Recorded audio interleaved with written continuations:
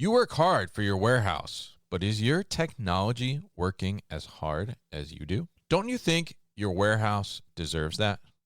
Find that technology work ethic with the EPG One Unified Supply Chain Execution Suite that's built to arm warehouse leaders with tech that powers competitive edge. With modular solutions for WMS, WCS, TMS, workforce, doc, 3PL billing, control tower, and the number one voice picking solution named Lydia Voice, the EPG One suite gives you tech that works harder for your warehouse and the agility to help you scale with confidence and be built for what's next. Smarter, connected, and harder working logistics starts at EPG.com. That's EPG.com.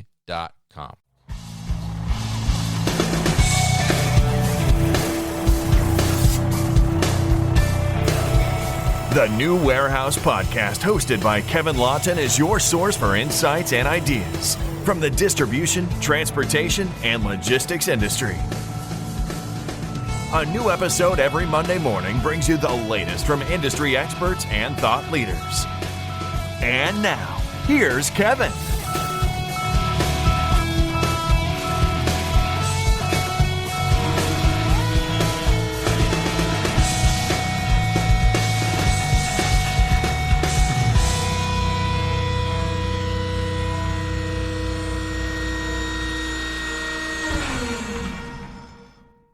Hey, it's Kevin with the New Warehouse Podcast, bringing you a new episode today.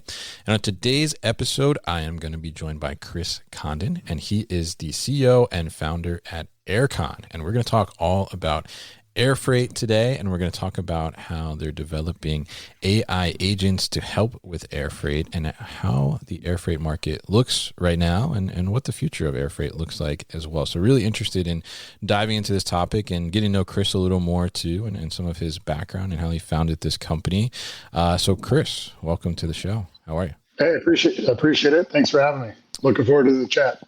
Definitely happy to get you on here. Happy to talk to you about this. I think right now air freight is going through some things. So I'm definitely interested to hear your thoughts and what you're seeing there in the market as well. But before we do that, why don't you give us just kind of an overview of what Aircon is, and also tell us a little bit about you're the founder. So tell us a little bit about how you founded the company, where the idea came from. Aircon is it's really a platform or marketplace and or tools that support the small to medium-sized freight forwarder to compete at scale. The idea was, when we founded it, was really around consolidation, right? So my background is Fortune 100 freight forwarder. They consolidate, and if you know air freight, consolidations allows you to have a net effect or a kill volume, depending on what term you want to use there. But that's really how you can control your cost as a freight forwarder, right? You put dense freight with voluminous freight. If it's $1 a kilo, if you're going to reduce your chargeable weight by 40%, the net effect of that is, instead of $1, you're paying 60 cents a kilo. So that's really the origin of Aircon, was because I'm a competitor, right?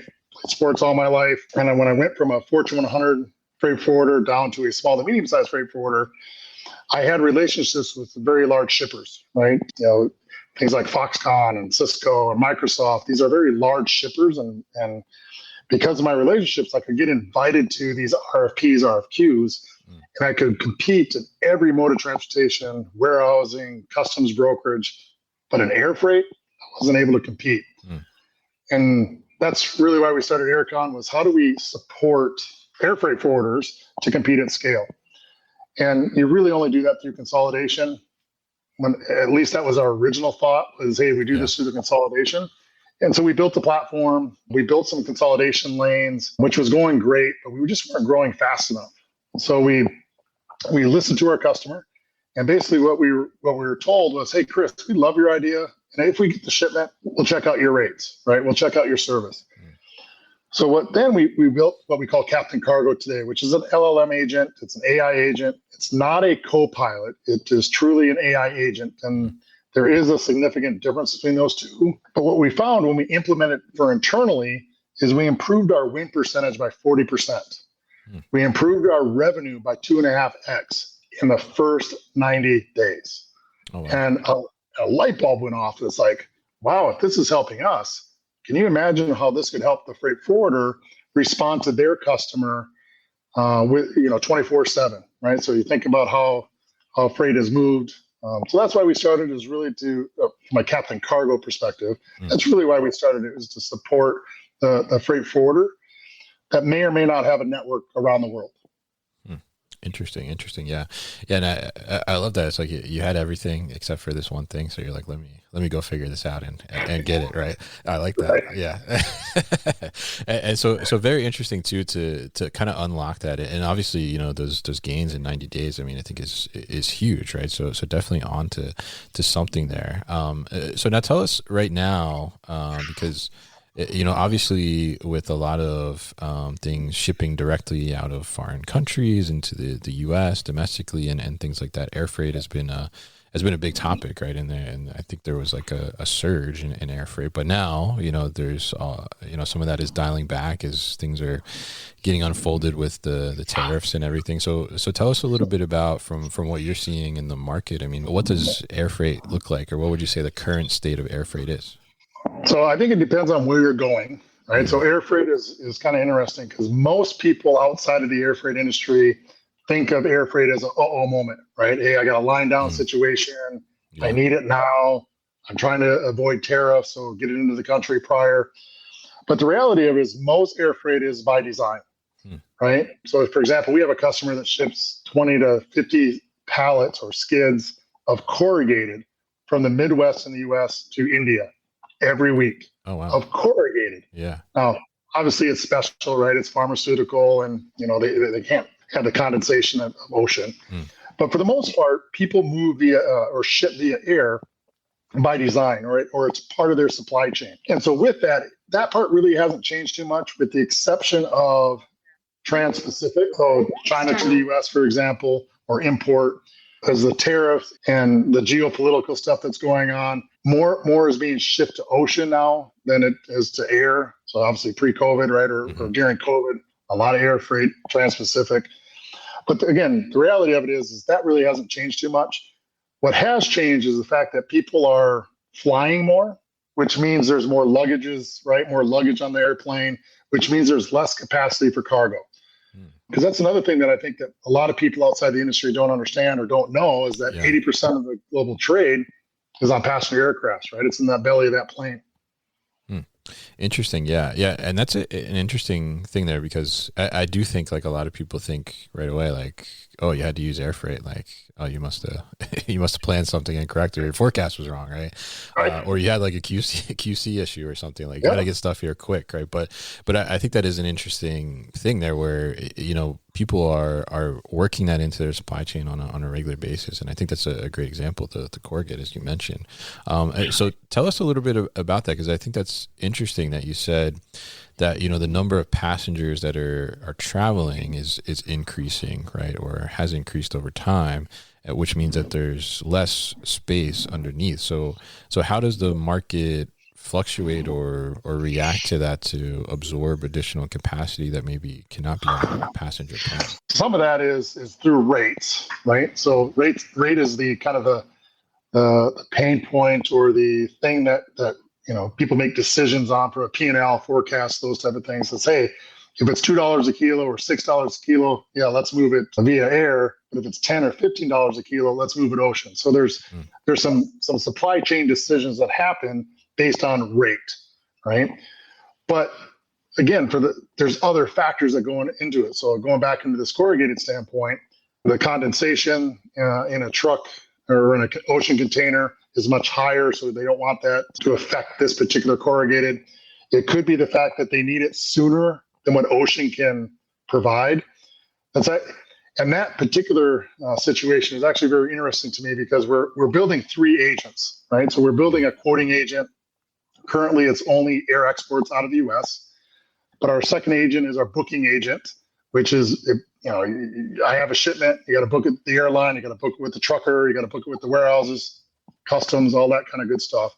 But the really cool thing is, or cool agent, I would say, or what I'm excited about, is our track and trace or our exception management agent. And why that's so cool is because it brings power back to the buyer and improves the service of the freight forwarder without having those uncomfortable conversations of, hey, your freight got bumped in London. If you want it there sooner, it's going to cost you an extra 10 grand. Right? So in our vision is that it will read it, rebook it if need be. But if it's really significantly out, we're informing the buyer of the goods in real time, so the buyer can make the decision what's best for them in real time. So like if you're sitting here in the US and your buyer is in, let's say, Joburg, South Africa, and something goes wrong in London, we'll rebook it, let's say on Virgin Airlines, for example, at, let's say, $1. But they only have 2 flights a week out of London to Joburg. Don't quote me on that because I'm just using it as an example. Gotcha. But our agent will say, hey, it's rebooked on Virgin. Let's say 2 days from now. If you need it faster, we can rebook it on British Airways, and it's going to cost you X. So now the buyer who may need it there tomorrow can make that decision on the cost versus time, right? Versus the way it is today, it misses a flight. The airline rebooks it on the next available flight. The U.S. freight forwarder comes in the morning, does all the track and trace, and says, I got to rebook this. Yeah. I'm not sure if the customer's saying, right? And there's a time gap and time waste. So it doesn't allow you to be proactive in servicing your customer. And that's really why we're so excited about it, is how do we become proactive and give the power to where the power needs to be and help you retain your customer by providing that service. We'll be back after a quick break. Are you asking the question, where's my stuff, too often? Whether it's in your own warehouses, from your suppliers, or in your customer network, if you're not sure where your stuff is, then Surge Air has the solution for you.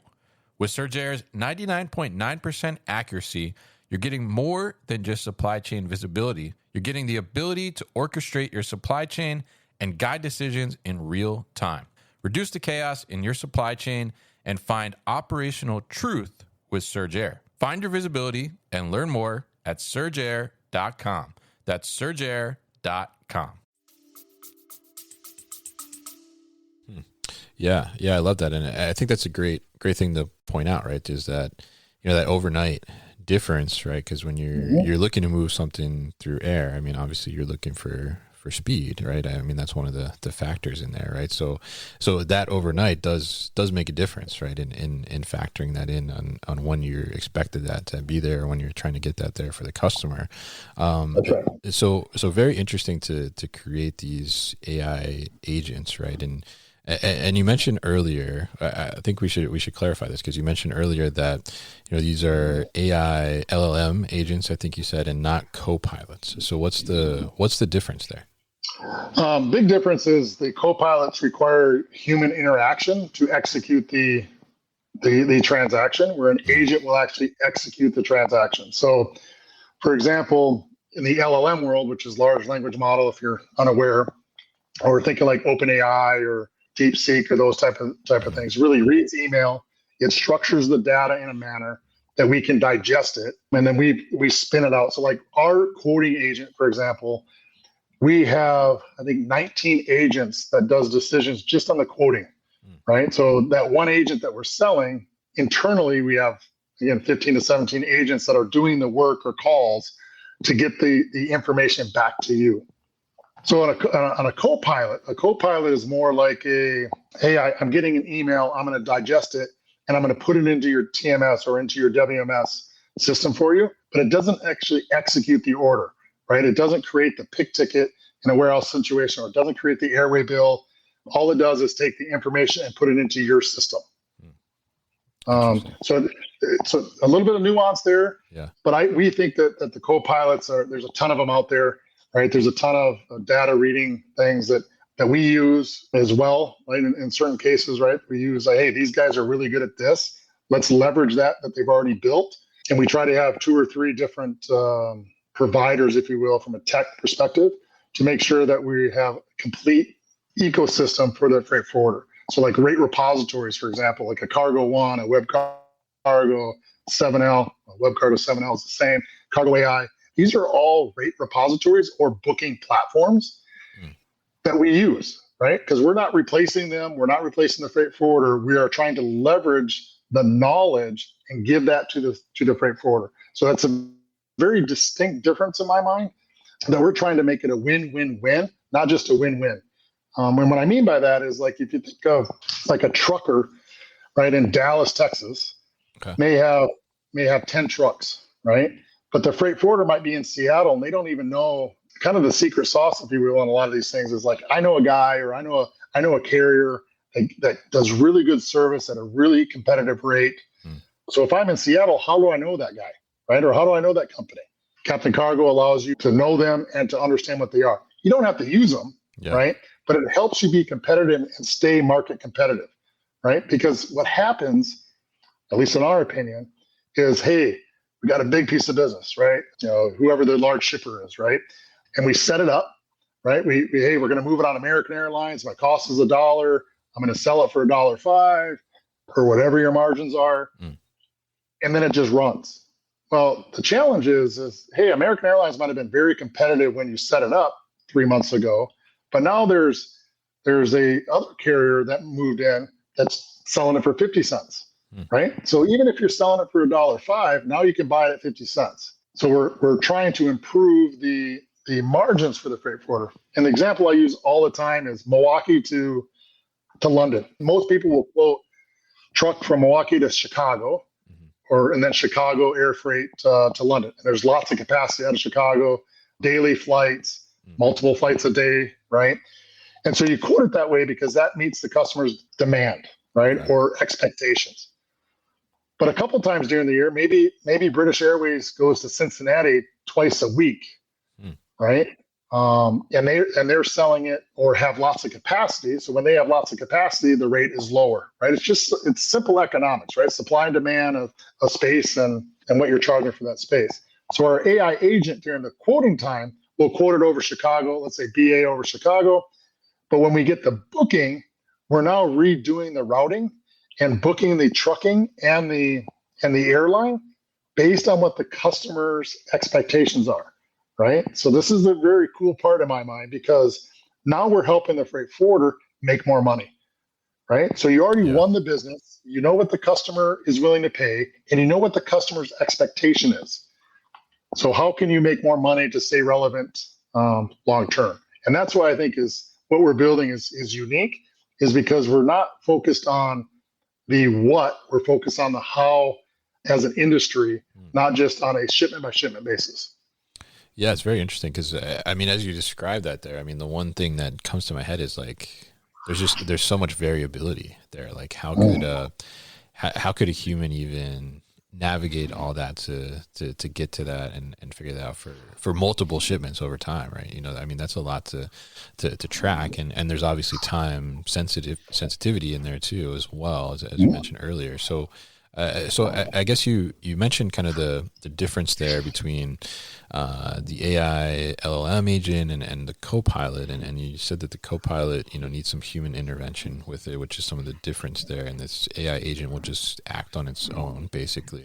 So I'm curious in there, I mean, what's your view on the relationship between humans and AI? Because I mean, is that agent that's not a co-pilot then doing its own work basically? I mean, is that taking away from human work, or is that adding value?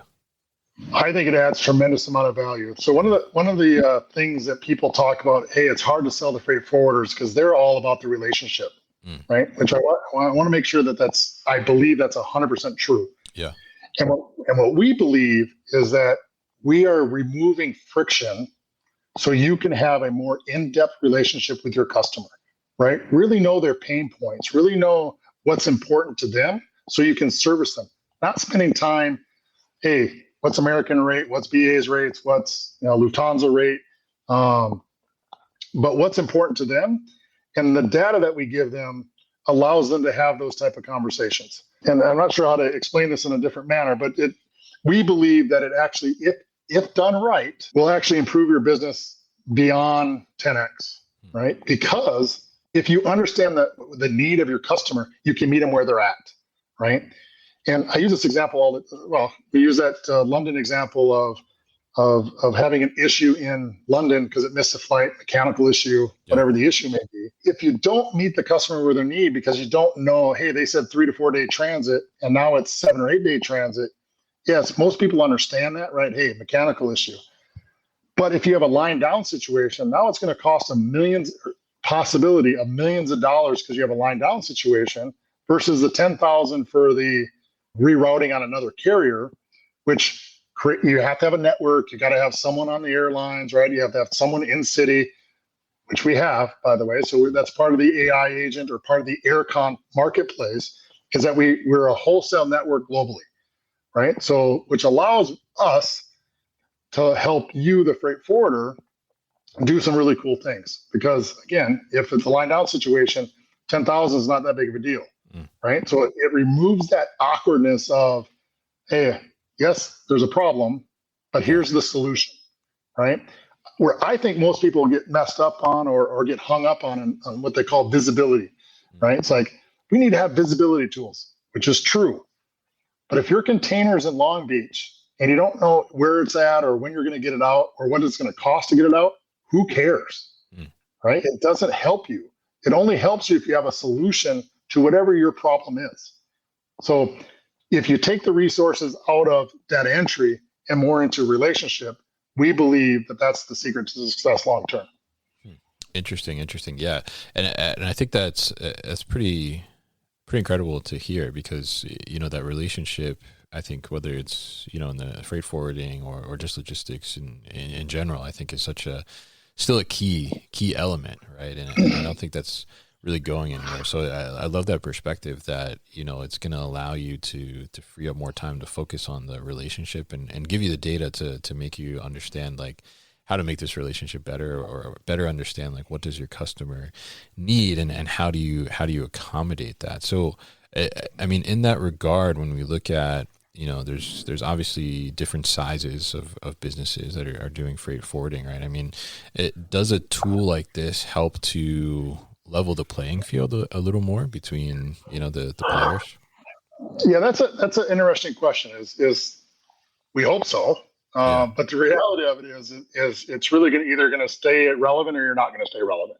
AI is happening, right? Yeah. It ready or not, it's coming. I've talked to some large top 5 freight forwarders in the last month and a half, pitching Captain Cargo to them because we're VC backed, so there's some connections there. And they say, "Hey, Chris, you're absolutely onto something."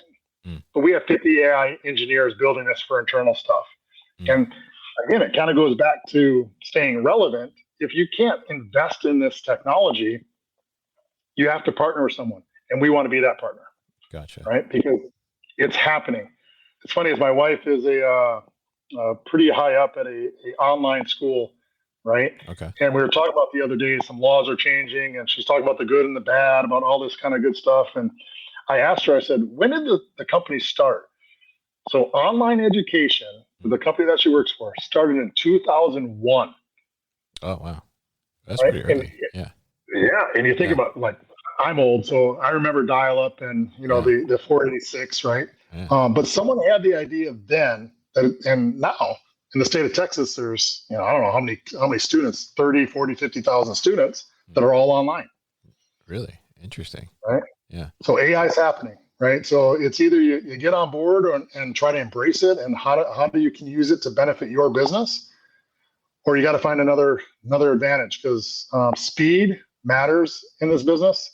In air freight, most people, well, we proved in our own data, but most people believe if you're the first to quote, you have a 40 to 50% better chance of winning that shipment, even if you're not the highest. And that's opposite of ocean. Ocean, it's more about the price than the speed to quote. And there's some logical reasons behind that in my mind. But most importantly, it's because the rate's not that different, right? On a 300, the average size shipment is between 300 and 600 kilos. If you're off 5 cents, it's not that big of a deal versus, if it's $1,000 shipment in ocean or $2,000 or during COVID, $30,000 for an ocean container, right? Price matters, right? The other thing that's interesting about air freight versus ocean is air freight's only 1% of global trade. right? Ocean 70%, 29% trucking or wheels, if you will, LTL, FTL, that stuff. But air freight represents about 27% of the global value in trade. And if you look at these publicly traded companies, it's between 15 and almost 40% of their revenue comes from air freight. Oh, wow.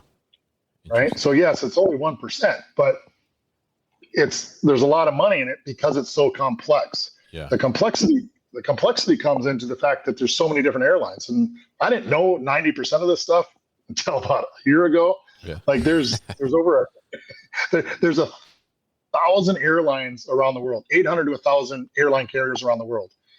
There's about 20 steamship lines. Wow. Oh, that's a stark difference. Right?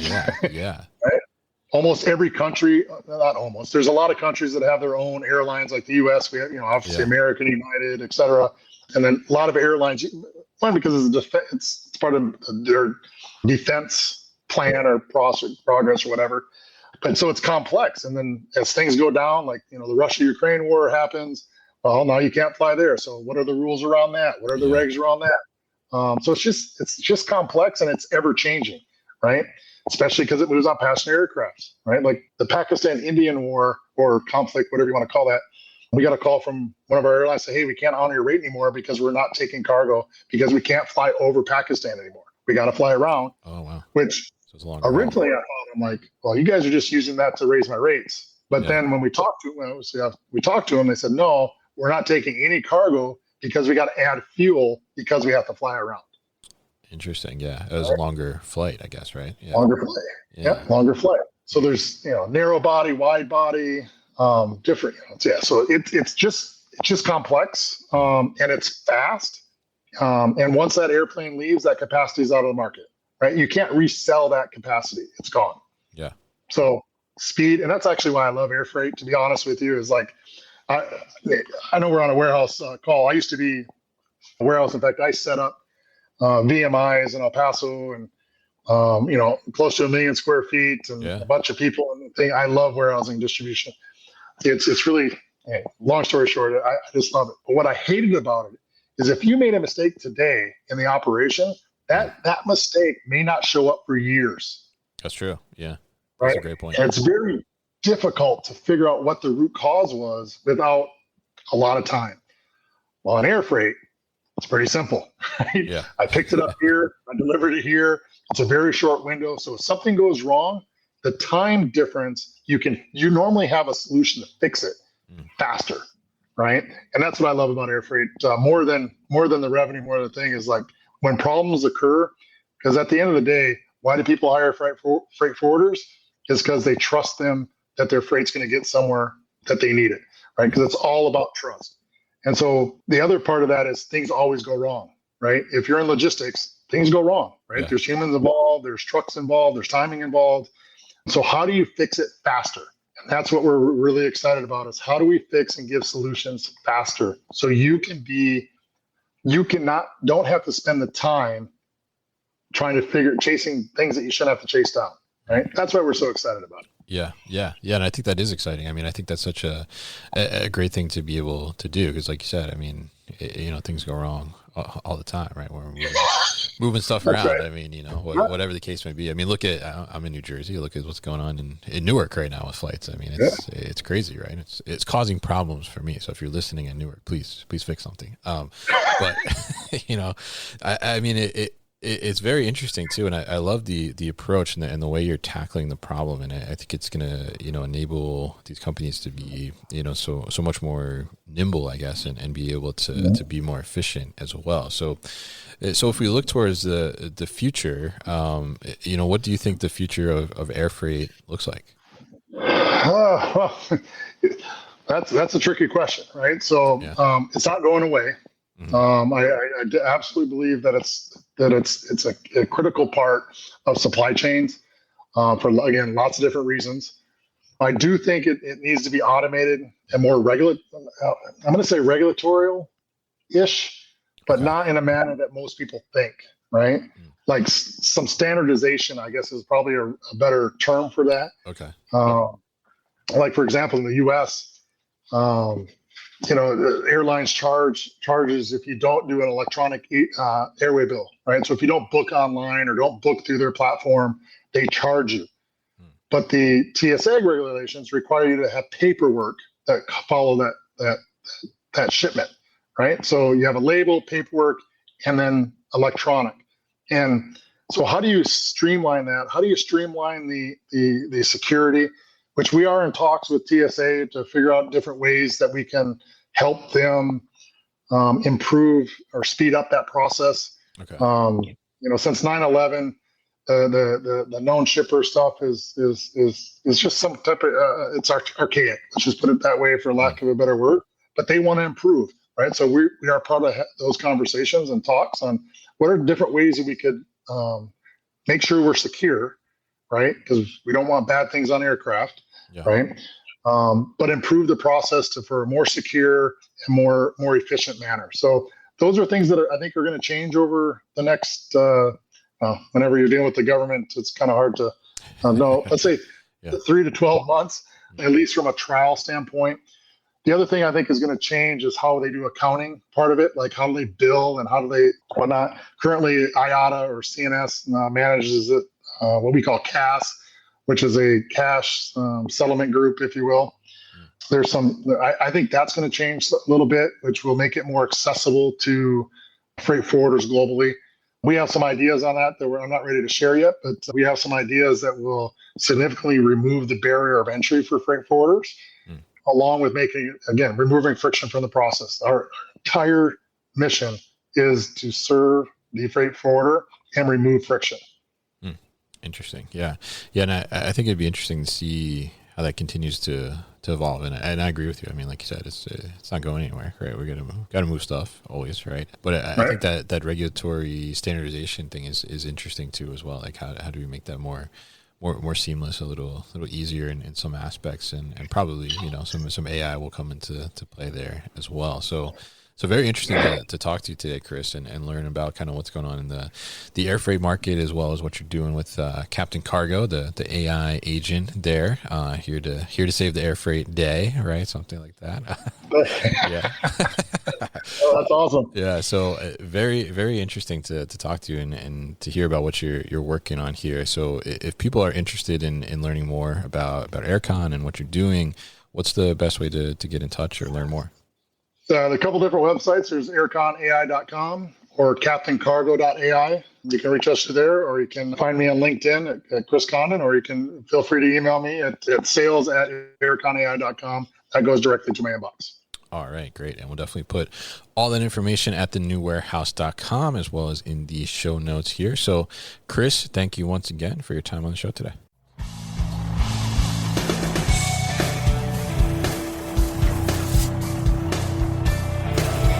You've been listening to the New Warehouse Podcast with Kevin Lawton. Subscribe and check us out online at thenewwarehouse.com.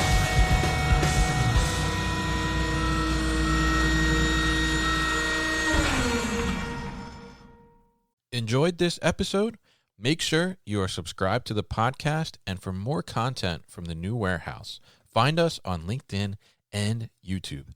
Links to subscribe can be found in the show notes, and for everything The New Warehouse, head to thenewwarehouse.com.